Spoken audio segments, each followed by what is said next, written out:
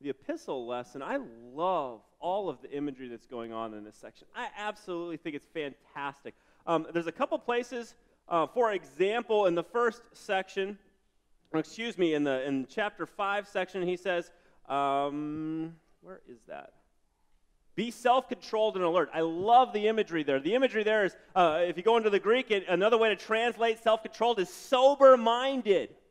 I love that imagery. When the idea that you are not letting anything kind of like take your eyes off the mission, off the goal, off of the reason that you exist here, that because you're in enemy territory. And if you're in enemy territory, the last thing you want to be is distracted because you don't want to because you're not just going to get yourself hurt, you're going to get the people around you hurt too. I love that imagery. I love the imagery in verses 6 and 7 of chapter 5 there. Humble yourselves and cast all your anxiety on God. Because if you don't remember, God cares for you. Even though it doesn't look like he cares for you, because in chapter 4, what does Peter say is happening? And this is getting us to our point today. Don't be surprised at the painful trial you are currently enduring. I love this whole letter. It's so good. Peter comes back to this again and again and again. But here in chapter 4, verse 12, he says, do not be surprised at the painful trial as though something strange were happening to you. Another way to translate painful trial is fiery testing. This is why I love the sermon hymn today, where there's this fiery trial, in verse 4. We've got this awesome language going on of how God is walking with his people even though they're going through fire. To correlate with that, one of my fondest memories growing up is seeing my parents work with pottery. If you've ever worked with pottery before, you probably know where I'm going at with this. I'm not particularly good at working with pottery. That skill did not translate from my parents to me. But I loved watching them do it anyway. They created pieces from clay. They mixed glazes and colors, and they saw their works come together as both useful pieces and expressions of artistry, and I'm probably romanticizing that way too much. But I get to do that because I'm their kid. Maybe I'm doing that, but what I do know is this, is that a necessary part of the process of creating a lasting piece of pottery is fire. Not oven hot, but kiln hot. We're talking 700 plus degrees hot fire. But the fascinating thing about pottery is that before you get to that point, there's so much brutality done to the clay. When you start off with clay, you gotta whack that clay.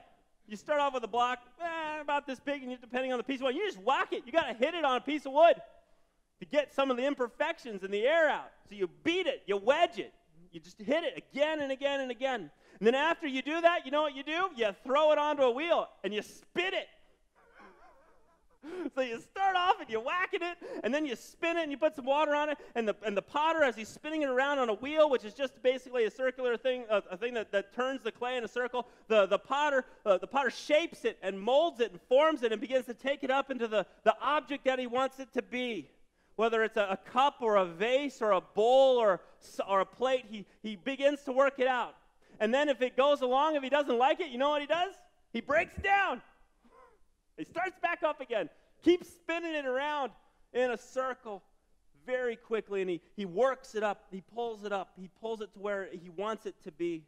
And then once he's done, he looks at it again, and he starts poking at it with a stick to get air bubbles out of it that might destroy it during the firing process, where water can stay trapped and destroy the piece as it's being fired. So he goes around. So far, before the clay gets to fire, it is beat up, it's spun in a circle, and it's poked and prodded. And then he lets it sit. After he's satisfied with that piece, he lets it sit until it's dried out. And then once it's dried out, then, and only then, does he put it into the fire. kiln hot fire to remove whatever weaknesses it has to make it strong. Peter in his letter says to Jesus' followers, don't be surprised at the fiery ordeal or the testing fire that has come upon you. This is part of the Christian life. Expect to be tested. Expect to be fired as a follower, as God is preparing you for eternity. Expect for things to come.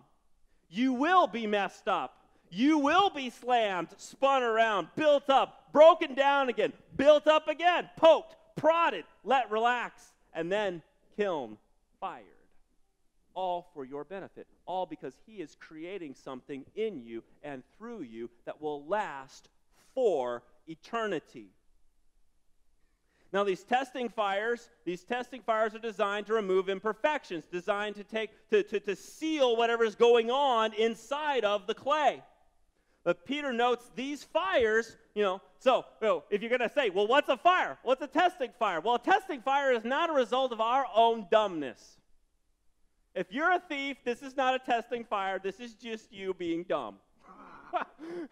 If you are stealing money, that's just plain you're getting punished.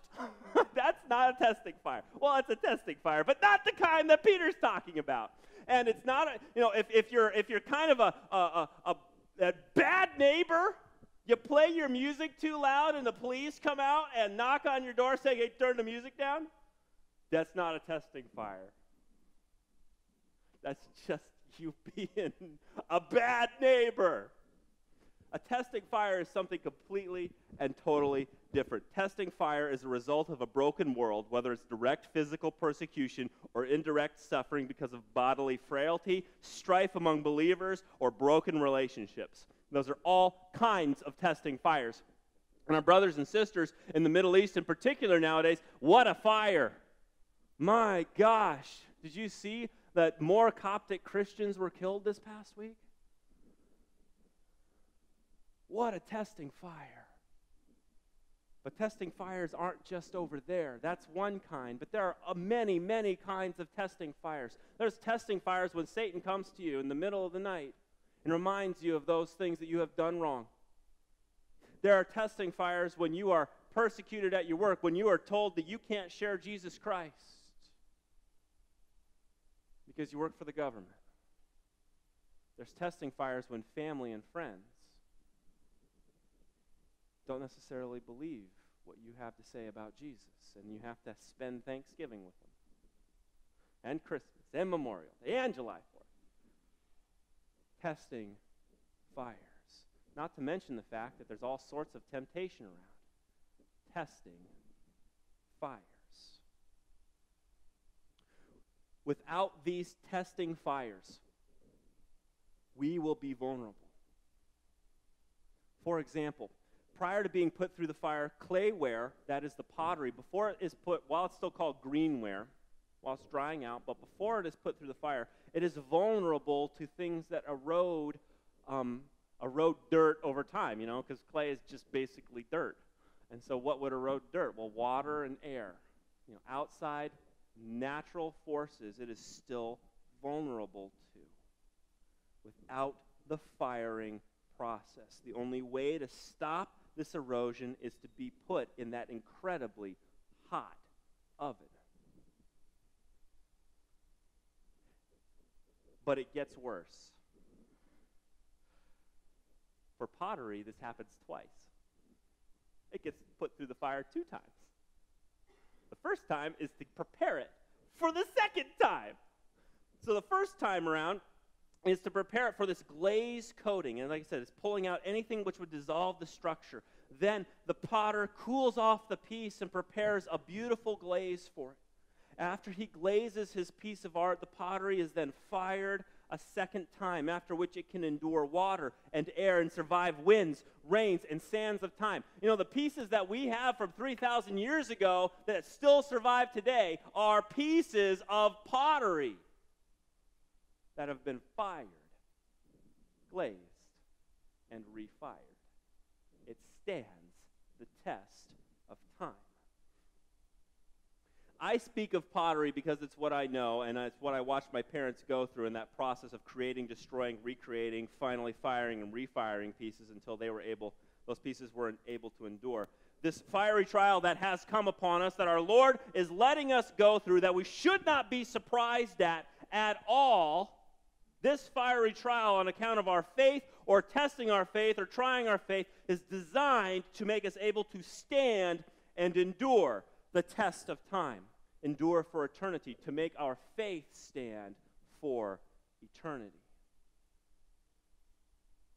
Now, you know what happens when we're in the midst of that fire. This is why Peter's writing this. He's writing to people who have doubts, who have fears, who have angst and anger and resentment and bitterness that can come through this trial phase. This is a part of the fire. It's never fun to have your imperfections unmasked, beat out, poked out, spun around, and burnt out by our God.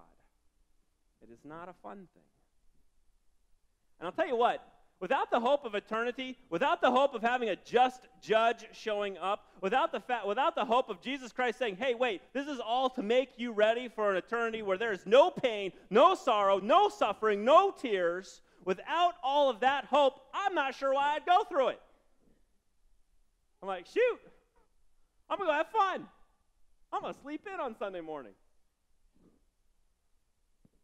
But no, because we have a hope of eternity, we remember this. These testing fires are designed to secure our faith, to help us mature in our following of Jesus Christ. While we may not be afraid of dying to a car bomb or terrorist attack, we will be tested by fire to make us ready for eternity.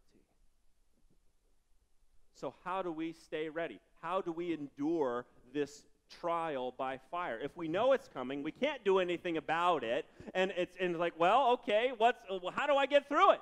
How do I deal with it? What do I do in order to make sure I get through the fire okay? Be humble. Peter remarks on this. He says in verse 6 of chapter 5, humble yourselves, therefore, under God's mighty hand, that he may lift you up in due time.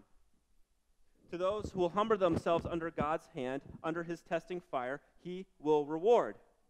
Because we're remembering that God is the one who is orchestrating this so that we will be beautiful pieces of art, his work, forever. Cast all your anxiety on him, anxiety that might come from a testing fire, because he cares for you. So whatever cares you have, humble yourselves underneath God during these trials and cast them onto God. Because we know he will exalt us at the right time. So if I can be so bold, I have 2 questions for you to end the sermon today. What are some cares that you can cast upon God this week? And what are some things he is asking you to put on his shoulders? Amen.